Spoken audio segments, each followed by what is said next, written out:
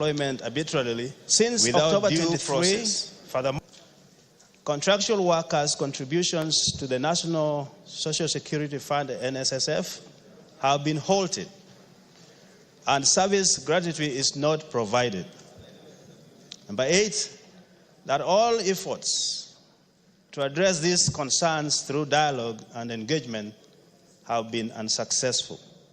And lastly, Mr. Speaker, that the issues raised in this petition are not pending before any tribunal, court of law, or any constitutional or legal body. Therefore, your humble petitioners pray that the National Assembly, through the Public Petitions Committee, 1, inquires into the alleged discrimination, unfavorable working conditions, and unfair treatment of both outsourced and directly employed workers, whether local or foreign. 2, recommends that Sukari Industry Limited allow its workers, including those hired through outsourcing firms, to join or form labor unions to safeguard their rights, particularly their right for remuneration and reasonable working conditions, as guaranteed under Article 41 of the Constitution. 3, makes any other recommendation that it may deem appropriate to address the grievances of the petitioners. And your petitioners will ever pray, this presented by Honorable Martin Peters Owino, Member of Parliament from their constituency. Now, Mr. Speaker, if I just add one statement, I, as the area member of Parliament, have tried with top management to no solutions. You should have included that in the petition. Thank you. I hope the petition committee will take this very seriously. Yes. Thank you, Mr. Speaker. Yes, Sunguli. If I may joyride, Mr. Speaker, on this and ask the committee to really look into these Sukari industries. I know that those of us with industries or sugar in our constituencies would like to see this thing investigated generally for our industries. But Sukari is an industry that seems to be encroaching even onto our own sugar in Transmara. You know, the sugarcane industry also helps us to do the roads. But if our sugarcane is poached by another industry that does not help us, this is not very, very good. We want that in addition to the bad HR habits that Sukari industry has, that they should also be investigated in the manner that it does not poach sugarcane from our Transmara industries, because it's making our industry run out of cane. Mama Zamzam, you want to joyride on this?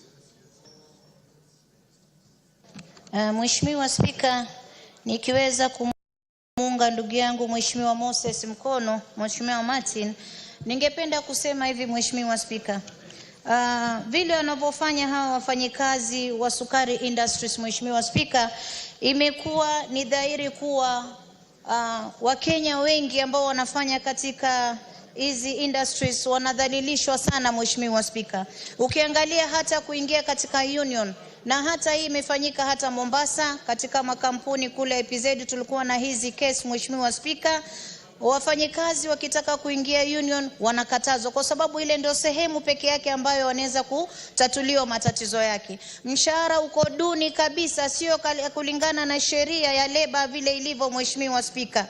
Na pia hawapewi zile gear za matasemaje, zile nguo za kuvaa za kuweza kuwalinda kutokana na hatari zilizoko kazini Mheshimiwa Spika. Wengine kama ulivyosikia pia wanalipwa na M-Pesa. Sasa mtu anajiuliza hatima yake iko wapi? Mtu akipata matatizo makubwa anashindwa anaweza kusaidika namna gani, hana union. NSSF pia naona pia walitolewa, hawalipi ile ada ya NSSF. Kwa hiyo mimi naona hawa wafanyikazi hata kama walienda maandamano wamedhulumika sana, na wanastahili wapate haki katika bunge hili, na hasa kamiti ambayo inahusika na masala haya muangalie kwa kina, muhakikishe kuwa wafanyikazi wa Kenya wanaangaliwa vizuri, hasa wale ambao wanafanya kazi za mkono, wananyanyasika sana. Asante sana Mheshimiwa Spika. Thank you. The petition is committed to the Committee on Public Petitions. Report back within 60 days. Is the chairman here? Yes, sir. Kagezi, Yeah. report back in 60 days, within 60 days. Well received. Thanks. Thank you. Next order. Order number 5, papers. Majority Leader. Speaker, Honorable Speaker. Thank you, Honorable Speaker. Honorable Speaker, I beg to lay the following papers on the table of the House today, Tuesday, April 8th, 2025. A. Report on performance of the special groups and persons with disability from the Public Procurement Regulatory Authority. B. Report of the Auditor General on Forensic Audit on the Kenya Airports Authority and Adani Airport Holdings Limited, Jomo Kenyatta International Airport Leasing Plan. C. Reports of the Auditor General and financial statements for the year ended 30th June 2024 and certificates there in respect of 1.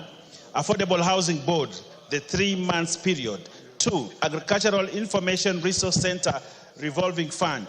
Athi Water Works Development Agency, Energy and Petroleum Regulatory Authority, Gatitu Tea Factory, Kenya Fisheries Services, Kenya Forest Services, Kenya Institute of Curriculum Development, Kenya Institute of Mass Communication Car Loan and Mortgage Fund, Kenya Maritime Authority Staff Mortgage and Car Loan Scheme, Kenya National Public Health Institute, Kenya National Trading Corporation, Lapset Corridor Development Authority, Micro and Small Enterprises Authority, Miwani Sugar Company Limited, 1989 in receivership, Mount Elgon Lodge Limited, National Assistance Trust Fund for Victims of Trafficking in Persons, National Police Service Commission Staff Car Loan and Mortgage Scheme Fund, National Police Service, National Syndemic Disease Control Council, Zoya Sugar Company, Office of the Director of Public Prosecution, President Award Kenya, Public Trustees of Kenya, Receiver of Revenue Statement, the Judiciary,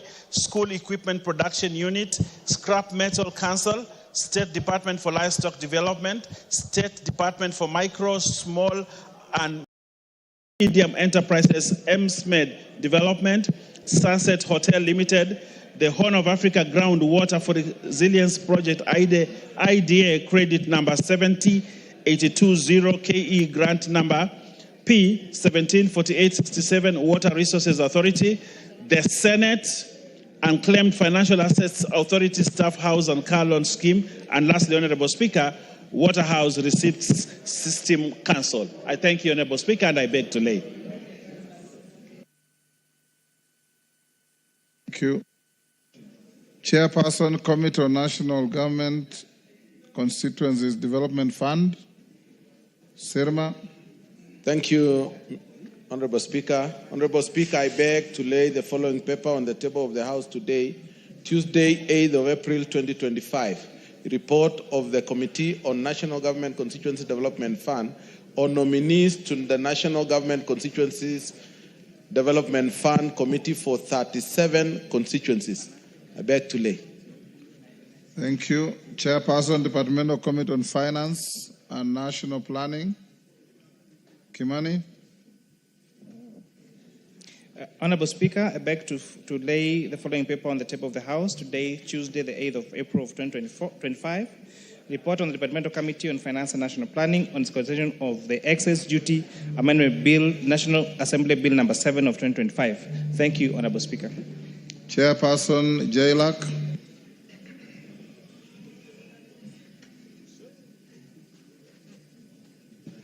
Thank you.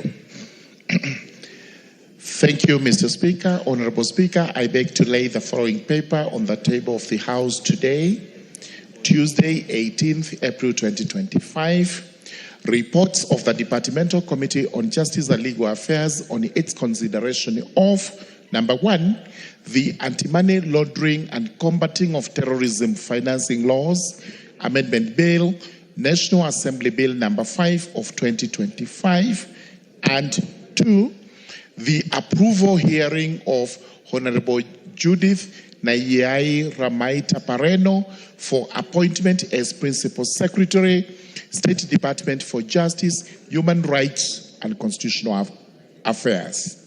Thank you, Mr. Speaker, and I beg to lay. Thank you. Next order.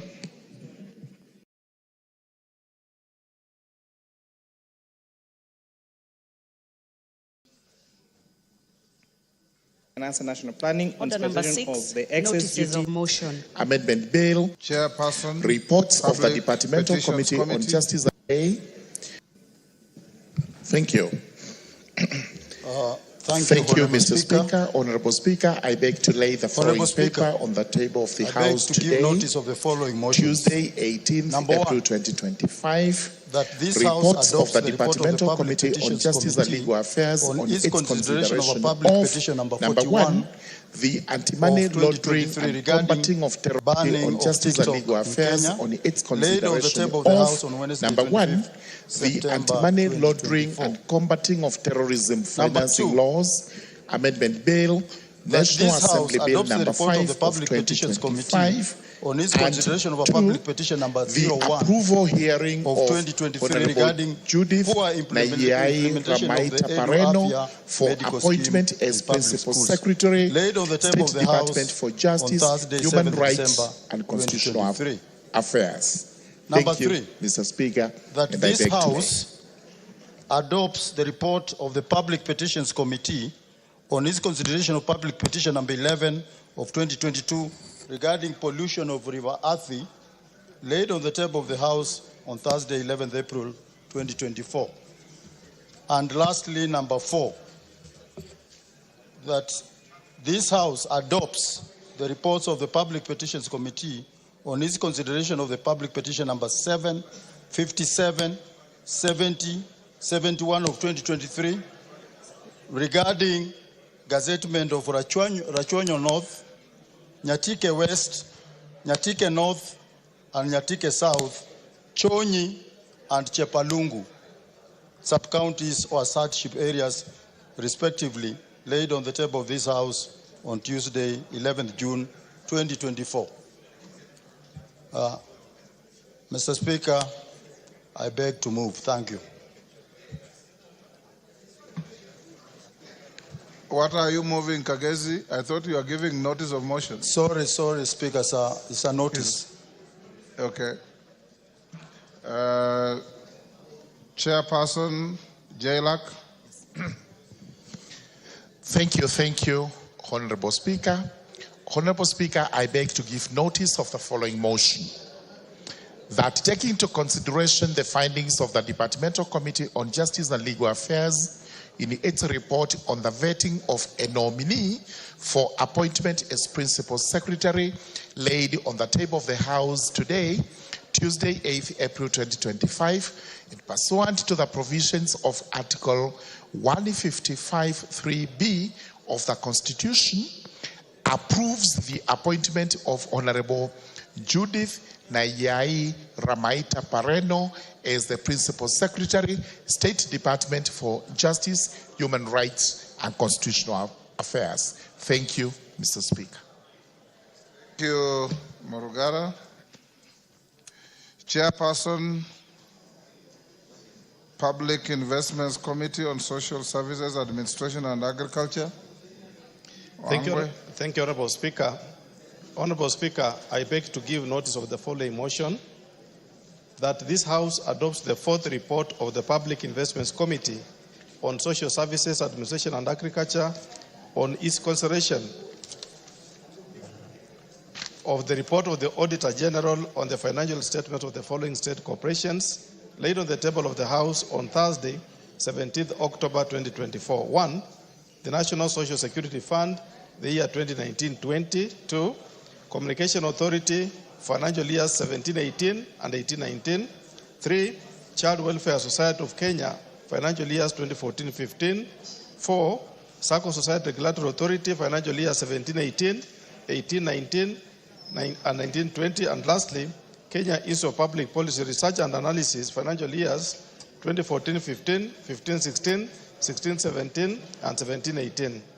The second motion, Honorable Speaker, I beg to give notice of the following motion, that this House adopts the report of the Public Investments Committee on Social Services, Administration and Agriculture on its consideration of the performance audit report for the provision of services to persons with disabilities by the National Council for Persons with Disabilities, laid on the table of the House on Tuesday, 30th July, 2024.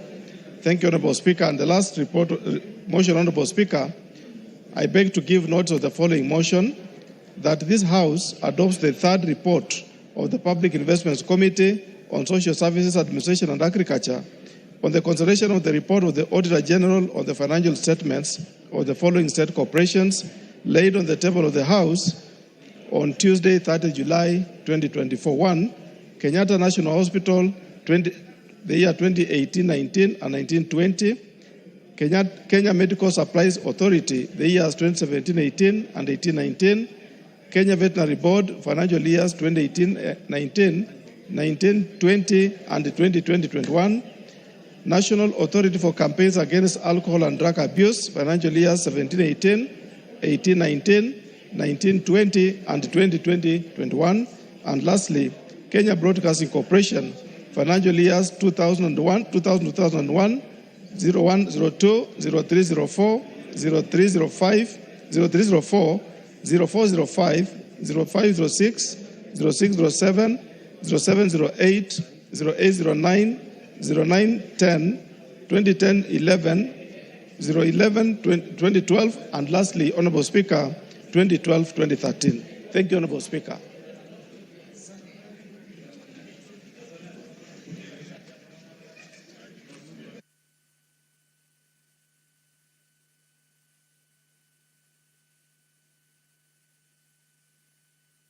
Honorable members, before we go to statements, I'll direct the reorganization of the order paper so that we go to order number 8.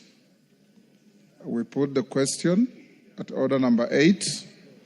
I will allow the county member for Kajiado to make a statement about a departed colleague. Then we go back to statements. So, Clerk.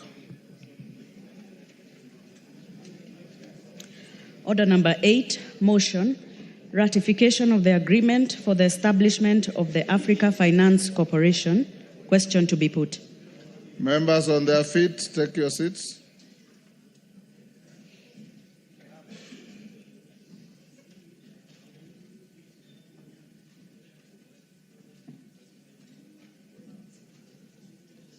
Member for Garissa, take your seat.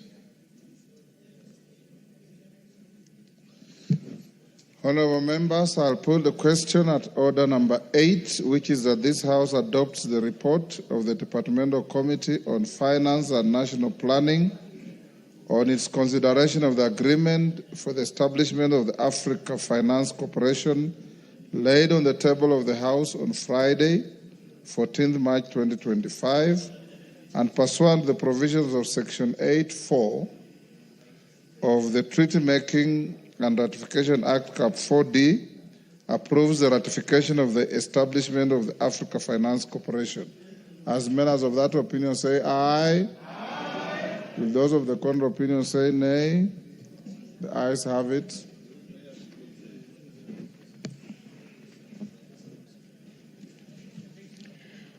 Order number 7, questions and statements. We'll start with Sangaire.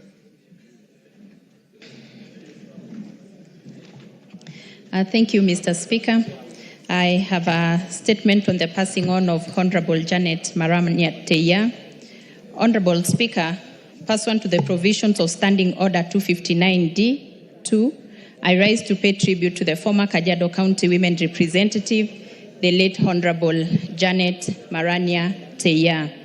Honorable Speaker, the late Honorable Janet Teya passed on Monday, 7th April 2025. The late Teya was born on 28th September 1980 in Ilkilorit in Kajiado County. She began her education in Africa Inland Church Kajiado School in 1987 and sat for her Kenya Certificate of Primary Education in 1995. She later joined the Nomatasiani Secondary School and completed her Kenya Certificate of Secondary Education in 1999. She proceeded to pursue a certificate in accountancy technician in 2022 at the Masai Technical Training Institute. Noting that she lost her ability to walk at the age of 5, she bravely surmounted the obstacles that hinder persons living with disabilities, becoming a role model to many in her community.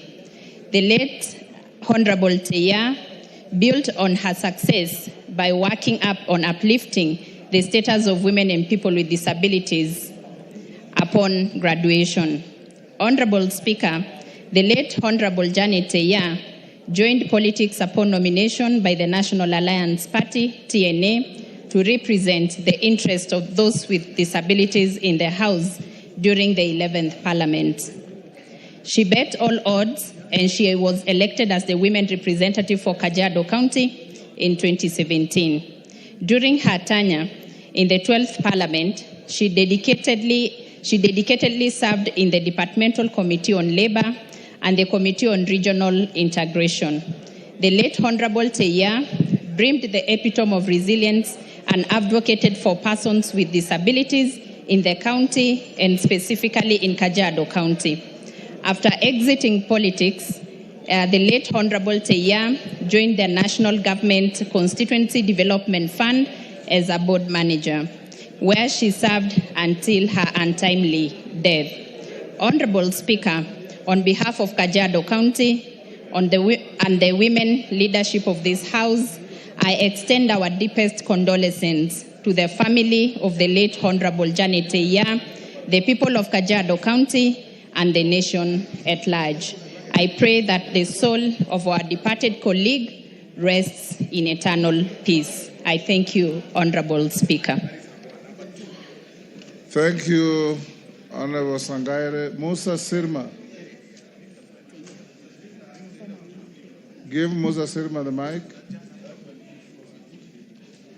Mr. Speaker, I join the Honorable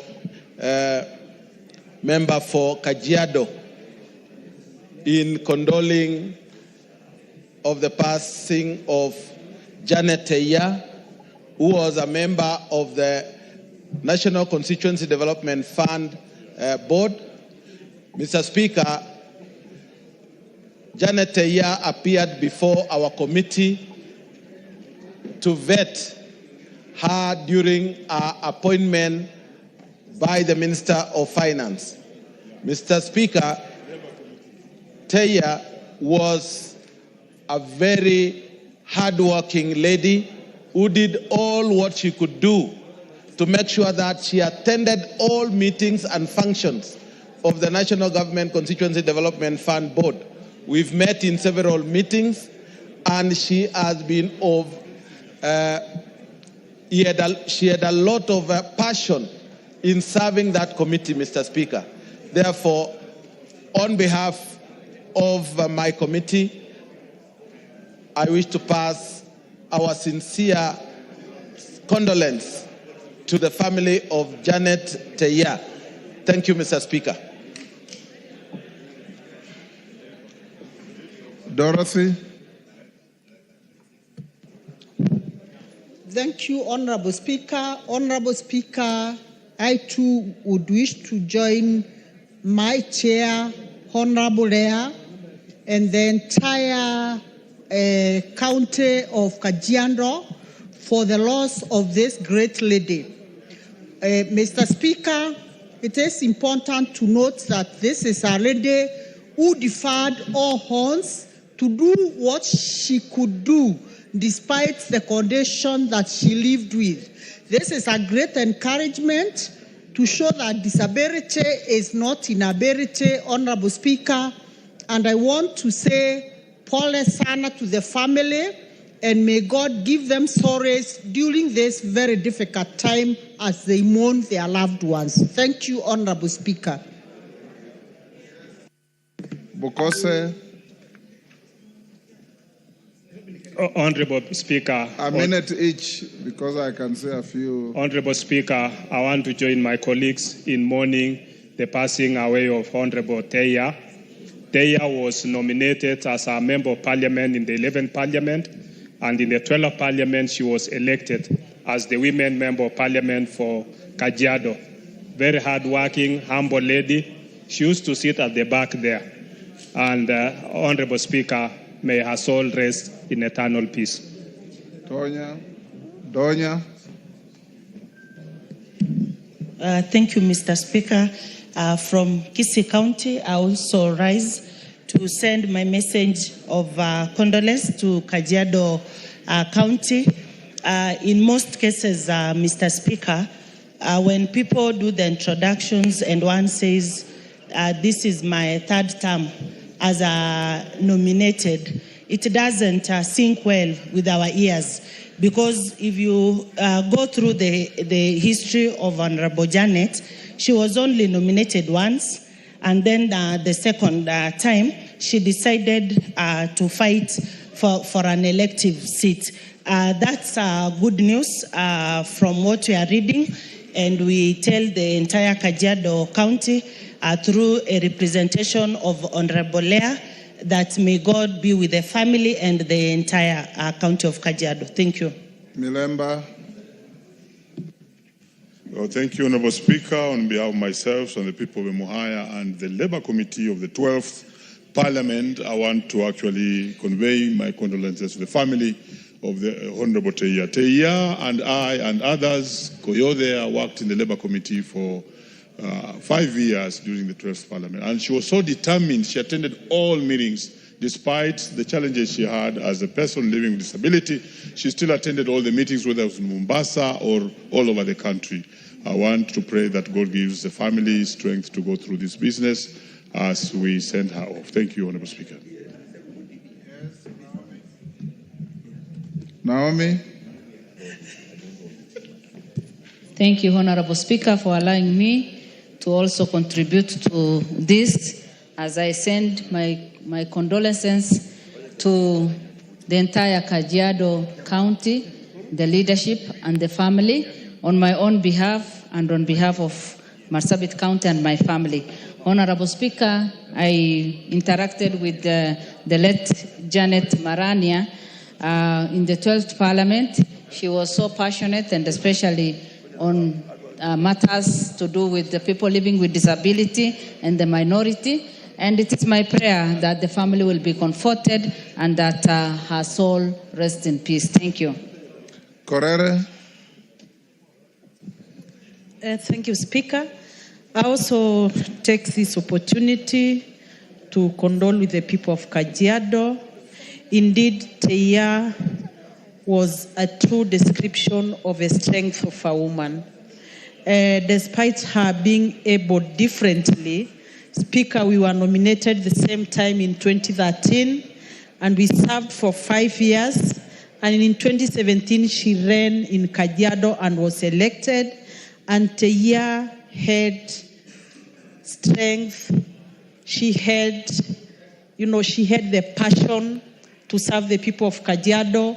And she was just what you could describe as a true powerhouse. May her soul rest in peace, and may perpetual light shine upon her. Ferdinand. Thank you, Mr. Speaker, for giving me the chance to say pole to the Kajiado people, because Janet, we were together with her on 12th and the 13th and 14th and the 12th Parliament, and she was a very active member of this House. I just take this opportunity on my own behalf on the people of Kwanza and Trans Nzoia County to say pole to the family, and may her soul rest in peace. Thank you. Thank you, Mr. Speaker. Mr. Speaker, Janet was a very strong, resilient, and pragmatic leader. Mr. Speaker, Janet was born to a pastoralist family. Mr. Speaker, you understand with the challenges that she faced going to school at that particular time, and later on clearly providing leadership. It's a clear demonstration that his ability is not inability. I want to join our family and say Pole, and I hope many ladies from the pastoralist community, led by the chair of parliamentary women caucus, will clearly emulate what Janet has done and ensure that many of our girls go to school and demonstrate this hidden leadership, God-given leadership. May her soul rest in peace. Member for Embu County. Daboen. I have one, actually. Yes. Give Daboen. Thank you, Honorable Speaker. I want also to take this opportunity to mourn with the people of Kajiado County for the loss of their loved one. And on behalf of the Embu County community, I want to send my sincere condolences to the family and the entire county of Kajiado. And above all, as we recognize this great lady who against all odds was able to make good leadership in terms of what she actually did in the parliament. We are praying as parliament that indeed we may be able to emulate what she used to do and what she was able to achieve. And again, above all, I want to say that disability is not inability. She was able to do great things, and we are able to recognize today. So on my own behalf and on behalf of Embu County, my sincere condolences to the entire Kajiado community. Thank you, Honorable Speaker. Women Rep Trans Nzoia.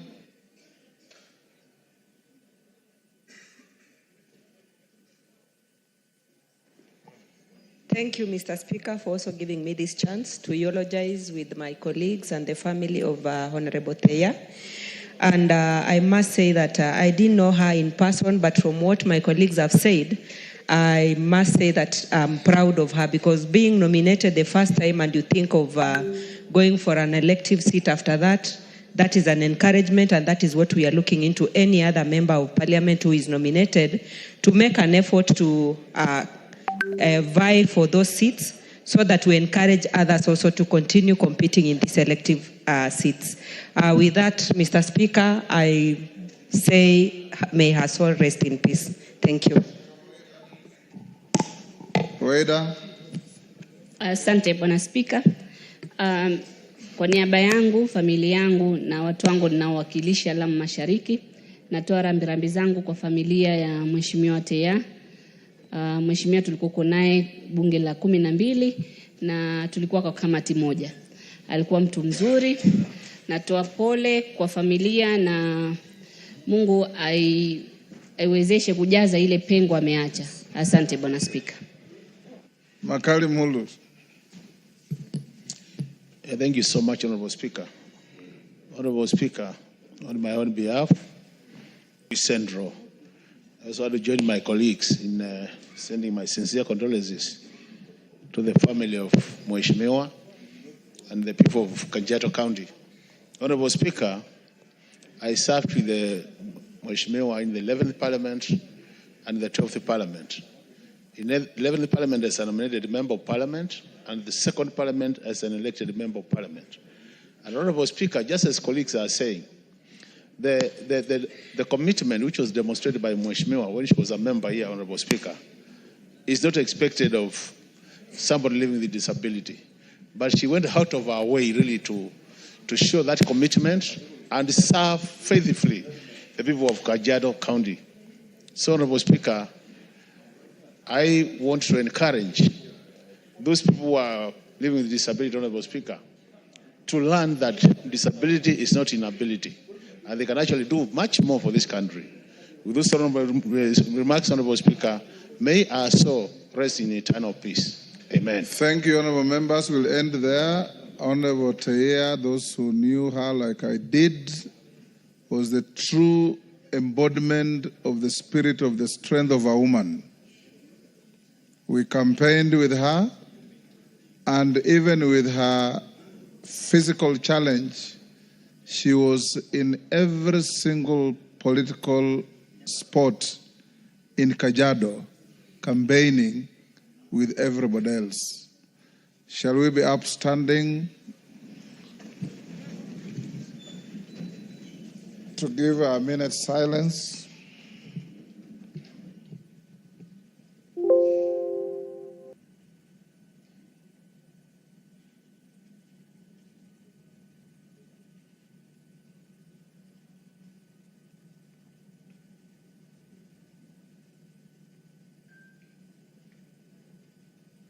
May her soul rest in eternal peace. Amen.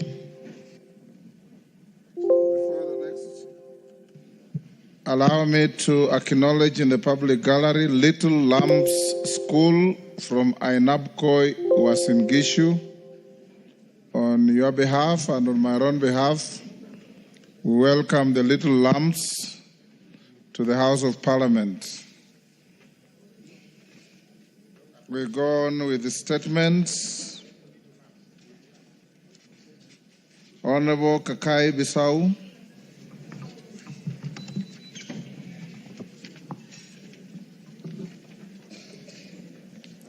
Honorable Speaker, pursuant to Standing Order 44.2c, I rise to seek for a statement from the Chairperson of Departmental Committee on Administration and Internal Security regarding the disappearance and subsequent death of Ms.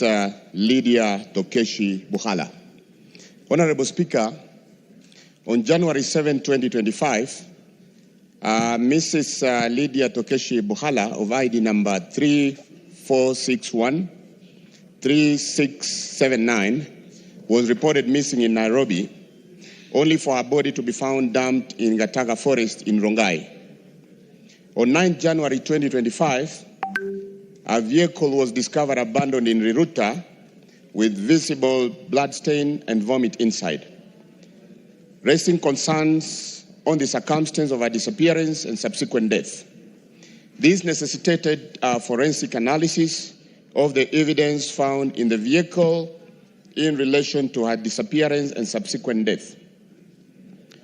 The matter was recorded at Riruta Police Station under OB number 34/07/1/2025. And an initial response made by officers from Kilimani and Kabete police stations. Honorable Speaker, Mrs. Buhala's family is concerned on the timelines and effectiveness of police actions in addressing this distressing case.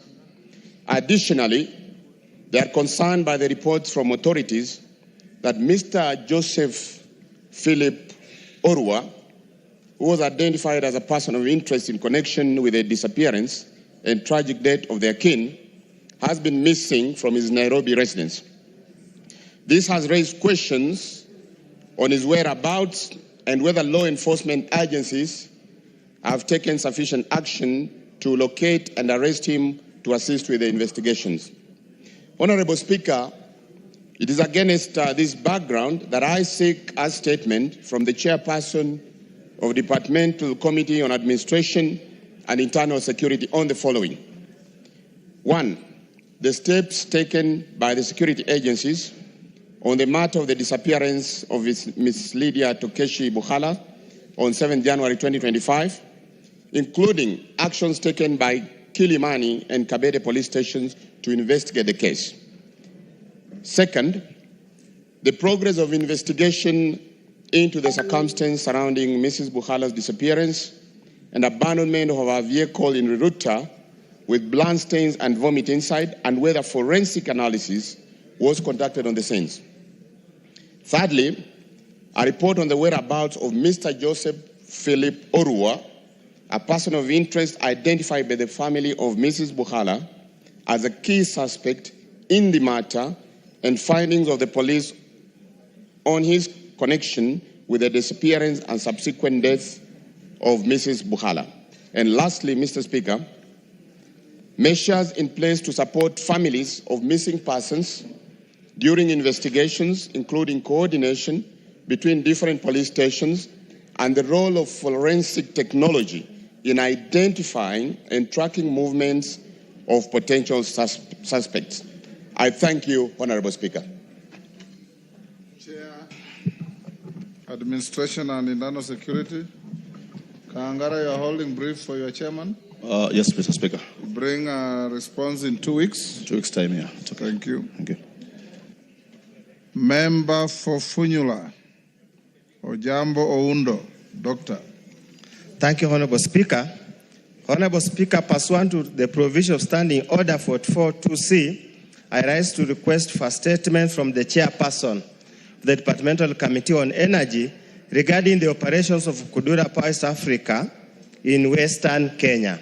Honorable Speaker, Kudura Power East Africa Limited is a Kenyan enterprise specializing in the development and operation of renewable energy mini-grids in Western Kenya. Its primary focus is providing reliable and affordable electricity and clean water to rural communities. However, despite such a commendable initiative, the residents of Sidonge A, Diraho, Rukada, Mahurisi, Mudoriko, Wiri A and B, Namagumba, Mugonga, and Muhondo and Funyula constituency have raised concerns on the contributions of the project to enhancing growth of the local communities. It's observed that the power supplied by Kudura is unreliable during the rain seasons and sufficient for heavy-duty appliances. In addition, a tariff of Kenya shillings 83 and 33 cents charged per unit is significantly high compared to the rate of 25 per unit charged by Kenya Power.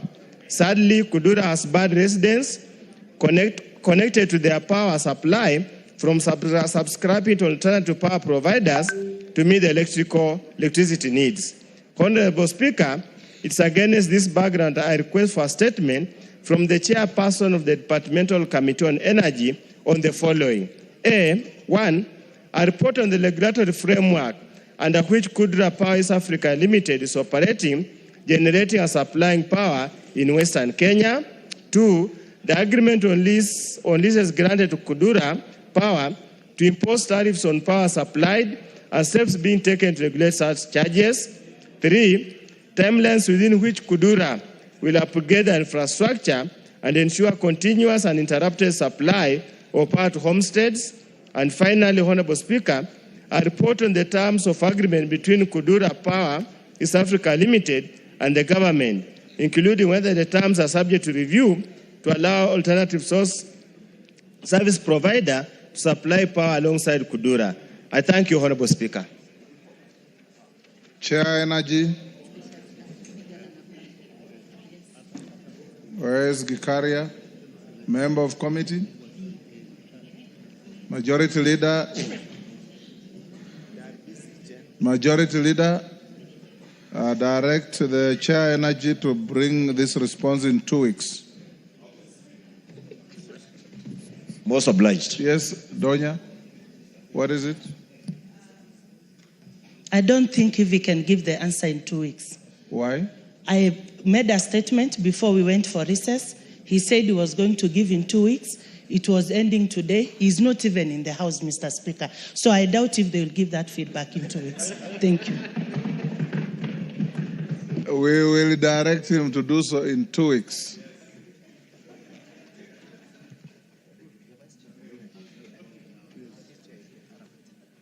Is the Vice Chair of Energy here, I'm told? Yes. Aramat. Yes, yes. You can hear those aspersions against your committee? Yes, I will. Of your inability to bring a statement in accordance with your promise to the House. Yes, Mr. Speaker, we will... Bring a response to Honorable Donya's request on Thursday, and this one in 2 weeks.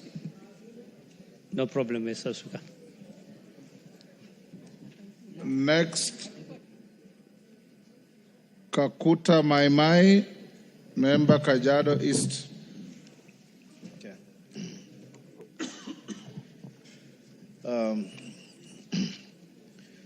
Honorable Speaker, pursuant to the provision of Standing Order 44.2c, I rise to request for a statement from the chairperson of the Departmental Committee on Lands regarding the alleged fraudulent and irregular transfer of public land number 67, Isinya MRTC Demonstration Farm.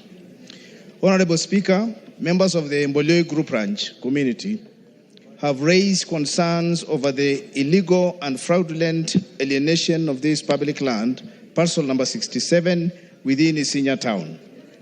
It is alleged that this public asset has been unlawfully transferred to a Mr. Sironga Olelemitei of ID number 0790473. Official records indicates that Mr. Lemitei listed as member number 197 in the Mboloi Group Ranch register was allocated land during the official subdivision of the 60,000 acre range, where he was issued parcel number KAJ/Captain North 712, measuring 158 acres. It is reported that he later willingly sold the land to multiple individuals.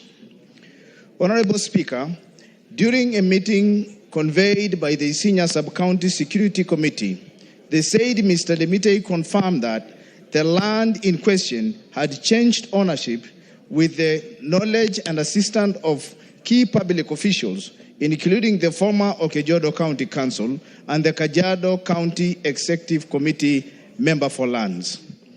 This raises serious concerns about potential abuse of office and collusion in the illegal misappropriation of community land, calling for justice and protection of the ancestral land for members of the Mboloi Group Ranch. Honorable Speaker, it is against this background that I request for a statement from the chairperson of the Departmental Committee on Lands on the following.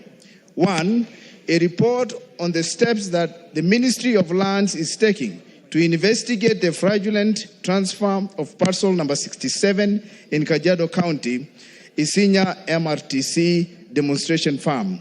2, measures being put in place by the Ministry of Lands to reverse the illegal transaction and restore the land to its rightful public status. And 3, actions being taken to bring to account public officers involved in facilitating illegal transfer of public land to prevent similar cases. I thank you, Honorable Speaker. Yes, Chair Lands. Lands Nyamoko. Any member of that committee? Lands Majority Leader. Inform them to bring a response in 2 weeks. In 2 weeks? Yes. It is hard if this land in Isinya can be transferred fraudulently, Honorable Speaker. I'll ask the chair or the vice chair to bring it in exactly 2 weeks. Thank you. Response to a statement requested by Joseph Munyoro, MP Kigumo. Kahangara, you said you are holding brief for your chairman. Yes, so Mr. go Speaker. ahead and respond. Thank you, Mr. Speaker. I wish to respond to a statement regarding the disappearance of persons. The Honourable Member of Parliament for Kigumo constituency, Honourable Joseph Munyoro, requested a statement on the disappearance of persons, and the Honourable Member particularly sought to be informed of 1, the whereabouts of Mr. David Gitau Maina, Mr. David Jehia Macharia, Mr. James Mboro Karaoke, and Mr. Patrick Karanja Gitau, and the status of investigations by police on their disappearances as reported at the OMB numbers 10-01-01-2025, 10-29/12-2024, 29/8/1-2025, and 14/01/225 respectively. Also, number 2 is actions being taken by the Ministry of Interior and National Administration to ensure that the said persons are expeditiously traced and reunited with their families, and perpetrators of the disappearances are brought to book. Measures put in place by the Ministry of Interior and National Administration to ensure the safety of residents of Mareira sublocation in Kegumo constituency. And number 4, plans put in place by the Ministry to provide more vehicles to Kegumo Police Station to facilitate security. And I wish to state as follows. 1, disappearance of David Gitau Maina. Honorable Chair, Speaker, on 1st January 2025, Stephen Maina Getao reported the disappearance of his father, David Getao Maina, at Kegumo Police Station under OB number 10/01/01225. The report was officially circulated via Signal, Stapo, Kegumo Reference, KPS, KGM, KGMS, S&C 3/81, dated 2nd of January 2025. The following day, he reported the matter to the DCI office in Kangari, seeking assistance in tracing his father. Efforts to contact Mr. David Getao through his mobile numbers were unsuccessful, as all had been switched off since the day he disappeared. The numbers were forwarded to Safaricom and Airtel service providers for tracking via the county CRIB, that's Security Investigation Bureau office in Muranga, on January 2025. While Airtel's report yielded minimal leads, Safaricom's report indicated that Getao's phone for that matter had been inactive since the 29th of December 2024. DCI officers from Kangare, alongside the complainant, visited Mareira Shopping Center, where Getao resided. His house was found locked from the outside. Inquiries with residents, including business owners at Mareira and Gakira shopping centers, confirmed that he was last seen on 27 December 2024. On the 18th of February 2025, officers from DCI Kegumo, led by IP Inspector Kadurima, arrested one Brian Mwangi in Kirinyaga County after forensic analysis linked his Safaricom line 0705-331-598 to David Getao's phone through IMI 3535-41094-001100. He was arraigned in court on 20th February 25 as a prime suspect in the missing of David Getao and remains in custody. Notably, Getao's motorcycle was not circulated in police records as the family failed to provide its registration number. Additionally, an inquiry file number 2 of 2025 has been opened, and family members continue to receive updates on the progress of the investigations. The case is pending is before court. Number 2, on the disappearance of Daniel Njehia Macharia, Honorable Speaker, on the 29th of December 2024, Jane Nyambura, accompanied by a relative, Julius Njogona, reported the disappearance of her husband, Daniel Njehia Macharia, at Kegumo Police Station through OB number 10/29/12/224. They stated that he had left home for work on the 27th of December 2024 and had not returned. The report was circulated via Stapo Kegumo, reference number KPS KGM KGMS S85C/3/80, dated that 1st December 2024, and later lodged with DCI Kangare. Investigations revealed that his mobile numbers had been switched off. Requests for M-Pesa and Airtel money statements were submitted through Kegumo Law Court Miscellaneous Application number A001/225. Safaricom's report showed his last M-Pesa transaction was on 25th December 2024, while no transaction had been reported on his Airtel line. DCI officers visited Greenview Bar in Ikombe, where Macharia was last seen. Statement from bar attendant confirmed his presence on 27th of December 2024, consistent with the family's report on when he went missing. Statements from family members have been recorded, and an inquiry file number 003/225 has been opened with updates provided to relatives accordingly. The case is pending under investigation. On the disappearance of James Mboro Karaoke, Honorable Speaker, on the 8th of January 2025, Ditex Ngure and John Kihara, residents of Irima Village, reported the disappearance of their brother James Mboro Karaoke at Kangari Police Station through OB number 29/8/01/2025. He was last seen at home on the evening of 1st January 2025.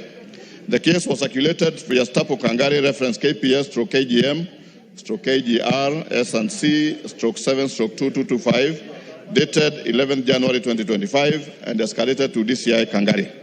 His mobile numbers had been switched off, prompting an official tracking request through Safaricom service provider.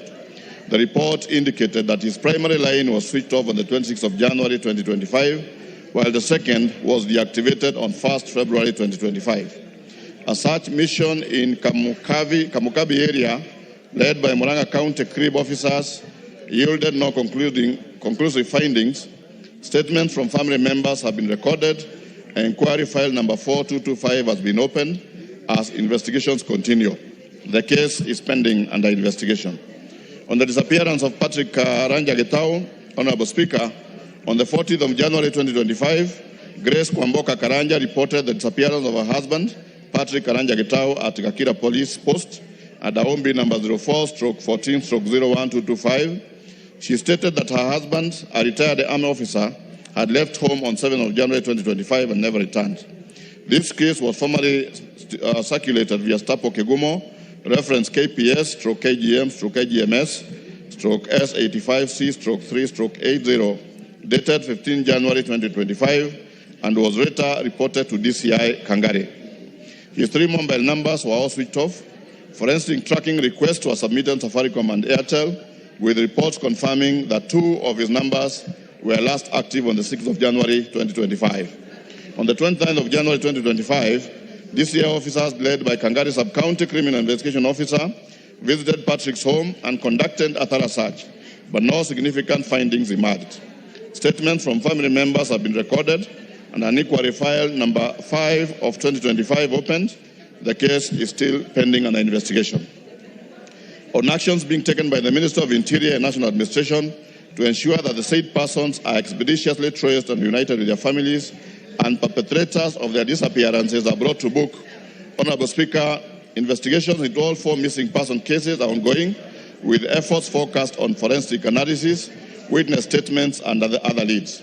Arrests have already been made in the connection with David Gitao minor's disappearance, while the other cases remain under active inquiry. The police remain committed to resolving these matters and providing regular updates to the concerned families.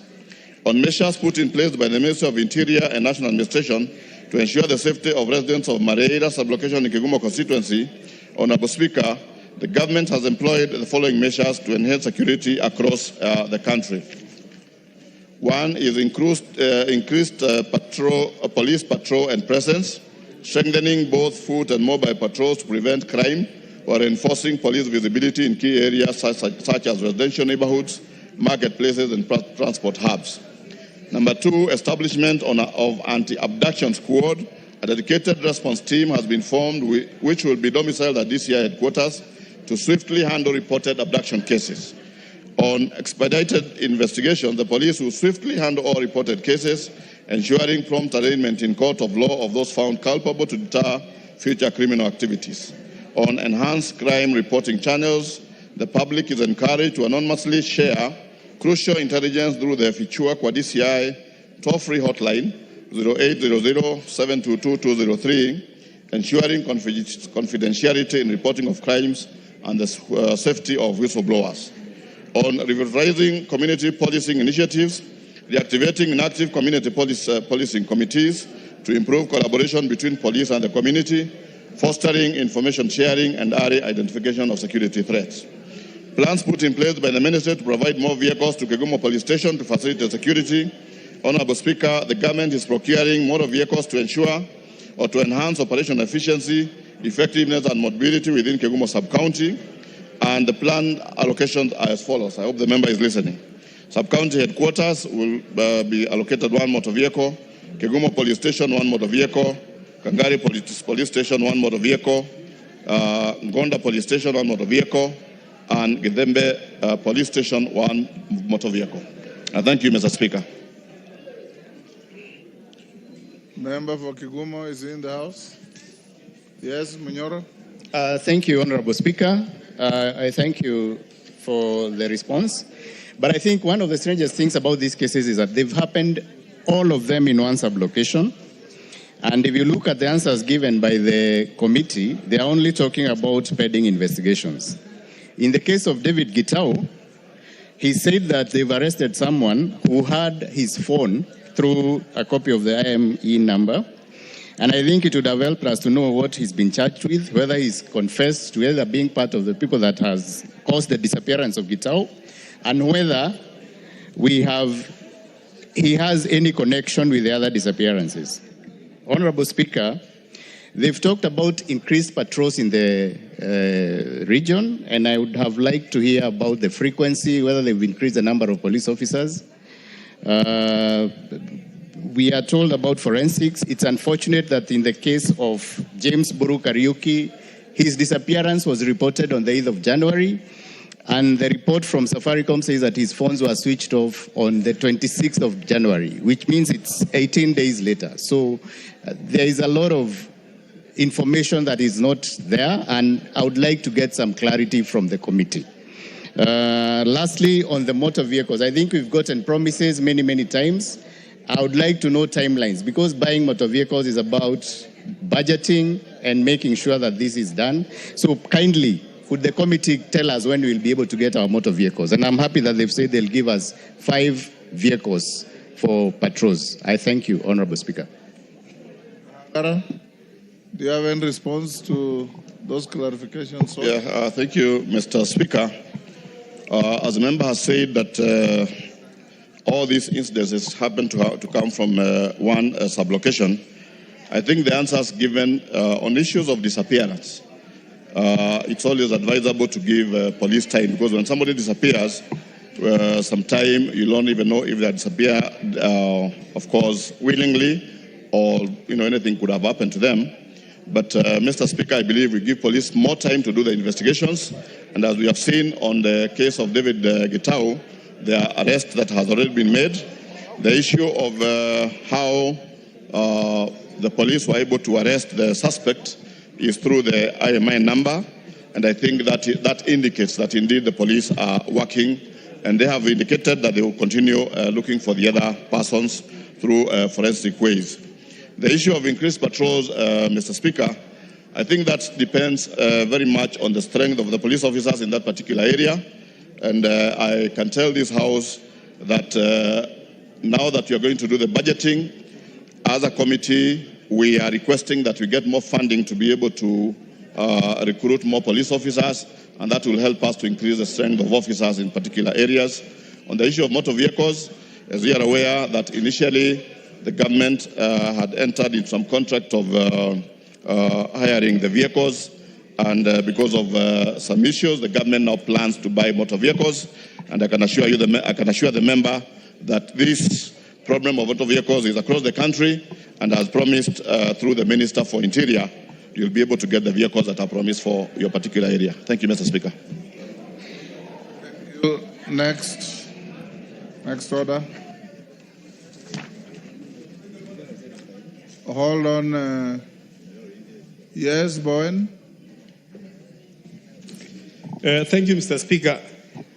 Mr. Speaker, sometime last year, around November, I drafted a question on the issue of Parliamentary Service Commission, especially the oversight. And Mr. Speaker, this is something I want to ask your indulgence and also advice, at the same time also give us a direction, because it is also a constitutional question. Mr. Speaker, the Article 95, Sub-Article 5B of the Constitution provides the National Assembly function of oversight, Mr. Speaker. Bowen, you're saying you already asked that, requested for that statement? No, I'm saying, Mr. Speaker, I did draft that question before the table office, and I signed the statement, and up to now I have not seen that statement. And that's why I'm saying I'm seeking your direction, because it is also a constitutional question. Drop a copy of your statement to the clerk. It will be dealt with and processed accordingly. It's okay, Honorable Speaker, because it was to do with the oversight of Parliamentary Service Commission, because we have concerns as members, and when we talked with our colleague, the chair of members' welfare, Mr. Speaker. In any case, Honorable Bowen, if you take your seat, if you are here when we were starting this session, I did direct the House that questions and statements asked and raised or requested for in the last session lapsed with the session, if you may recall. And I directed and advised that those members whose questions and statements had collapsed that way had an opportunity to go and resurrect them. So all you need to do is, you know, the resurrection center. You can go and resurrect the request. Then it will be processed in the normal manner. Is that okay? Thank you, Honorable Bowen. Next. Order number 9, the Pyrethrum Repeal Bill, National Assembly Bill number 40 of 2024, first reading. A bill for an act of parliament to repeal the Pyrethrum Act and for connected purposes. Order number 10, the Virtual Asset Service Providers Bill, National Assembly Bill number 15 of 2025, first reading. A bill for an act of parliament to provide for the legal framework to license and regulate the activities of virtual asset service providers and for connected purposes. Order number 11, motion, consideration of nominees to 37 National Government Constituency Development Fund committees.